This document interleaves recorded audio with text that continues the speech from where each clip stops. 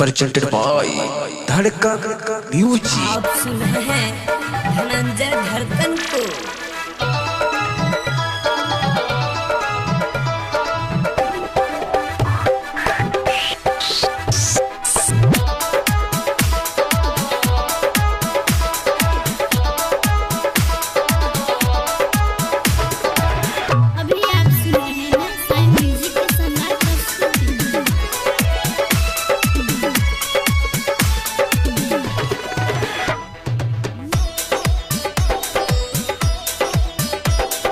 पगली तोरा प्यार में पागल बानी बनल, ए पगली तोरा प्यार में पागल बानी बनल।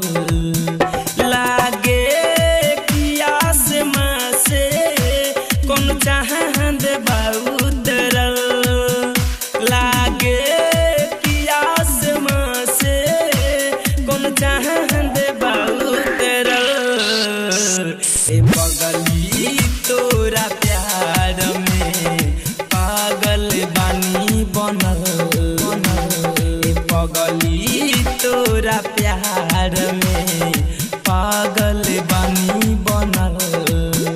लागे कि आसमां से कौन चांद बा उतरल, ए पगली तोरा प्यार में पागल बानी बनल, ए पगली तोरा प्यार में पागल बानी बनल।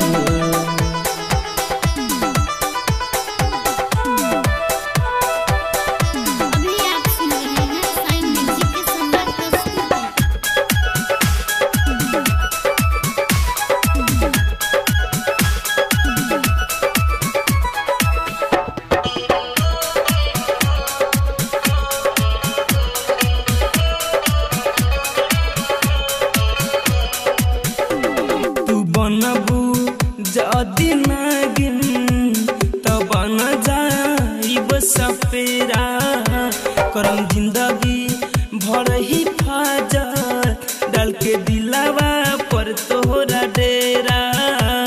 तू परियन के हौरानी दिल में याद के बा महल, तू परियन के हौरानी दिल में याद के बा महल। मुस्कान हो जान, मुस्कान हो जान, तुहर लागेला गजब।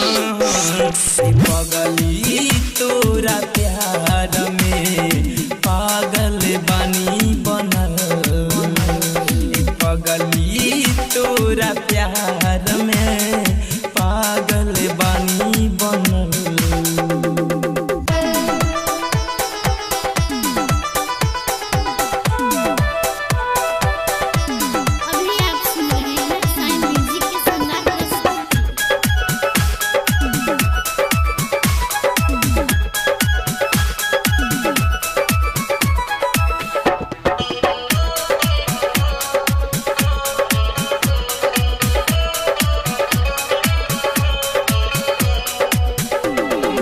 धड़कन बन के दिल में धड़कत रहेलू हो, एक पल भी तू जुदाई हमसे न सहेलू। ए नैना में सूरतिया तोहर हरदम रहे बसल, ए नैना में सूरतिया तोहर हरदम रहे बसल। जन्मो जन्म के नाता, जन्मो जन्म के नाता हमर तोहरे से बाजुड़ल। पगली तोरा प्यार में पागल बानी बनल, पगली तोरा प्यार में पागल बानी बनल।